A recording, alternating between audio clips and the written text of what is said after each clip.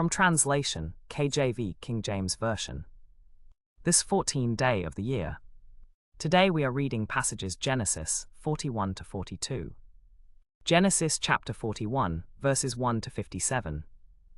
And it came to pass at the end of 2 full years, that Pharaoh dreamed. And behold, he stood by the river. And behold, there came up out of the river 7 well-favoured kine and fat-fleshed, and they fed in a meadow.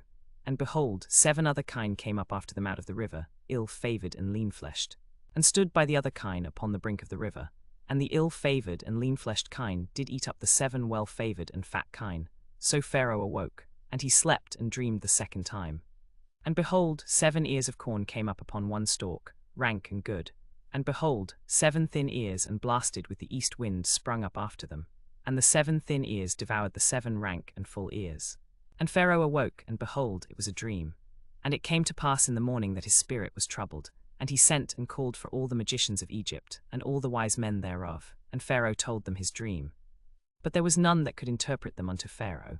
Then spake the chief butler unto Pharaoh, saying, I do remember my faults this day. Pharaoh was wroth with his servants, and put me in ward in the captain of the guard's house, both me and the chief baker. And we dreamed a dream in one night, I and he. We dreamed each man according to the interpretation of his dream. And there was there with us a young man, an Hebrew, servant to the captain of the guard. And we told him, and he interpreted to us our dreams. To each man according to his dream he did interpret.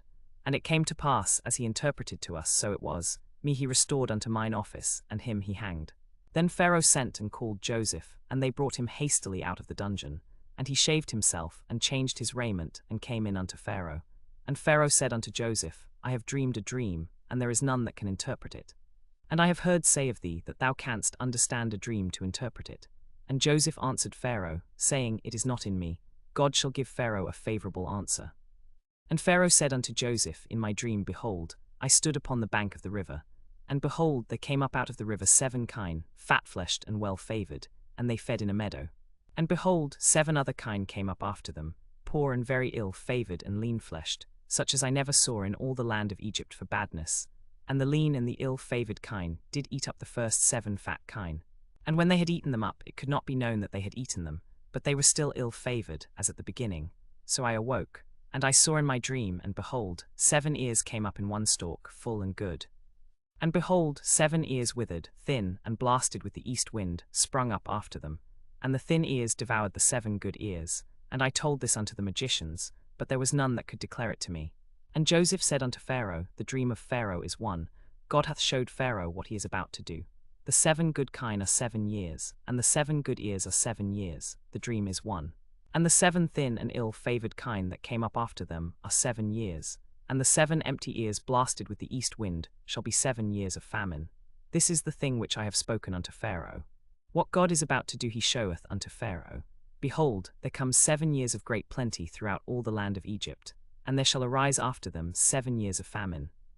And all the plenty shall be forgotten in the land of Egypt, and the famine shall consume the land, and the plenty shall not be known in the land by reason of that famine following, for it shall be very grievous.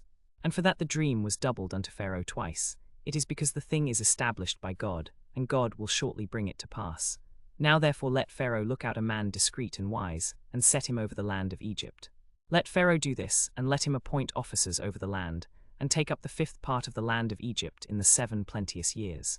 And let them gather all the food of those good years that come, and lay up corn under the hand of Pharaoh, and let them keep food in the cities. And that food shall be for store to the land against the 7 years of famine, which shall be in the land of Egypt, that the land perish not through the famine. And the thing was good in the eyes of Pharaoh, and in the eyes of all his servants. And Pharaoh said unto his servants, Can we find such a one as this is, a man in whom the Spirit of God is? And Pharaoh said unto Joseph, Forasmuch as God hath showed thee all this, there is none so discreet and wise as thou art. Thou shalt be over my house, and according unto thy word shall all my people be ruled. Only in the throne will I be greater than thou. And Pharaoh said unto Joseph, See, I have set thee over all the land of Egypt.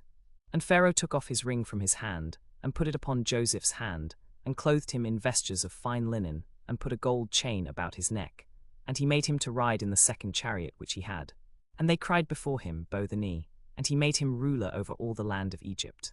And Pharaoh said unto Joseph, I am Pharaoh, and without thee shall no man lift up his hand or foot in all the land of Egypt. And Pharaoh called Joseph's name Zaphnath-Paneah, and he gave him to wife Asenath the daughter of Potiphar priest of On. And Joseph went out over all the land of Egypt. And Joseph was 30 years old when he stood before Pharaoh king of Egypt.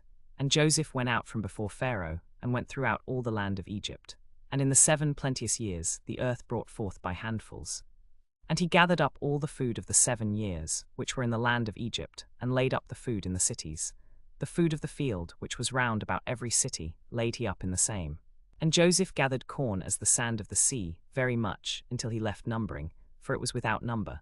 And unto Joseph were born 2 sons before the years of famine came, which Asenath the daughter of Potiphar priest of On bare unto him. And Joseph called the name of the firstborn Manasseh, for God, said he, hath made me forget all my toil and all my father's house. And the name of the second called he Ephraim. For God hath caused me to be fruitful in the land of my affliction. And the 7 years of plenteousness that was in the land of Egypt were ended. And the 7 years of dearth began to come, according as Joseph had said.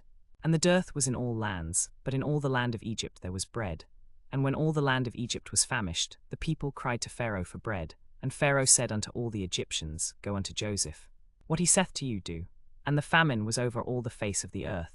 And Joseph opened all the storehouses, and sold unto the Egyptians, and the famine waxed sore in the land of Egypt. And all countries came into Egypt to Joseph for to buy corn, because that the famine was so sore in all lands. Genesis chapter 42, verses 1 to 38. Now when Jacob saw that there was corn in Egypt, Jacob said unto his sons, Why do ye look one upon another? And he said, Behold, I have heard that there is corn in Egypt. Get you down thither, and buy for us from thence, that we may live, and not die. And Joseph's 10 brethren went down to buy corn in Egypt. But Benjamin, Joseph's brother, Jacob sent not with his brethren, for he said, Lest peradventure mischief befall him. And the sons of Israel came to buy corn among those that came, for the famine was in the land of Canaan. And Joseph was the governor over the land, and it was he that sold to all the people of the land. And Joseph's brethren came, and bowed down themselves before him with their faces to the earth. And Joseph saw his brethren, and he knew them, but made himself strange unto them, and spake roughly unto them. And he said unto them, Whence come ye? And they said, From the land of Canaan to buy food. And Joseph knew his brethren, but they knew not him. And Joseph remembered the dreams which he dreamed of them, and said unto them, Ye are spies, to see the nakedness of the land ye are come. And they said unto him, Nay, my lord, but to buy food are thy servants come. We are all one man's sons, we are true men, thy servants are no spies. And he said unto them, Nay, but to see the nakedness of the land ye are come. And they said, Thy servants are 12 brethren, the sons of one man in the land of Canaan. And behold, the youngest is this day with our father, and one is not. And Joseph said unto them, That is it that I spake unto you, saying, Ye are spies. Hereby shall I know that ye are true men. Leave one of your brethren here with me, and take food for the famine of your households, and be gone. And bring your youngest brother unto me, so shall your words be verified, and ye shall not die. And they did so, and Joseph put them all together into ward 3 days. And Joseph said unto them the 3rd day, This do and live, for I fear God. If ye be true men, let one of your brethren be bound in your house. And go ye, carry corn for the famine of your households, but bring your youngest brother unto me, so shall your words be verified, and ye shall not die. And they did so. And they said one to another, We are verily guilty concerning our brother, in that we saw the anguish of his soul when he besought us, and we would not hear. Therefore is this distress come upon us. And Reuben answered them, saying, Spake I not unto you, saying, Do not sin against the child, and ye would not hear. Therefore, behold, also his blood is required. And they knew not that Joseph understood them. For he spake unto them by an interpreter. And he turned himself away from them, and wept, and returned to them again, and communed with them, and took from them Simeon, and bound him before their eyes. Then Joseph gave a command to fill their sacks with corn, and to restore every man's money into his sack, and to give them provision for the way. And thus did he unto them. And they laded their asses with the corn, and departed thence. And as one of them opened his sack to give his ass provender in the inn, he espied his money, for behold, it was in his sack's mouth. And he said unto his brethren, My money is restored, and lo, it is even in my sack. And their heart failed them, and they were afraid, saying one to another, What is this that God hath done unto us? And they came unto Jacob their father unto the land of Canaan, and told him all that befell unto them. Saying, The man which is the Lord of the land spake roughly to us, and took us for spies of the country. And we said unto him, We are true men, we are no spies. We be 12 brethren, sons of our father. One is not, and the youngest is this day with our father in the land of Canaan. And the man, the Lord of the land, said unto us, Hereby shall I know that ye are true men. Leave one of your brethren with me, and take food for the famine of your households, and be gone, and bring your youngest brother unto me, Then shall I know that ye are no spies, but that ye are true men. So will I deliver you your brother, and ye shall traffic in the land. And it came to pass as they emptied their sacks, that, behold, every man's bundle of money was in his sack. And when they and their father saw their bundles of money, they were afraid. And Jacob their father said unto them, Me have ye bereaved of my children. Joseph is not, and Simeon is not, and ye will take Benjamin away. All these things are against me. And Reuben spake unto his father, saying, Slay my 2 sons, if I bring him not to thee. Deliver him into my hand, and I will bring him to thee again. And he said, My son shall not go down with you. For his brother is dead, and he is left alone. If mischief befall him by the way in which ye go, then shall ye bring down my grey hairs with sorrow to the grave.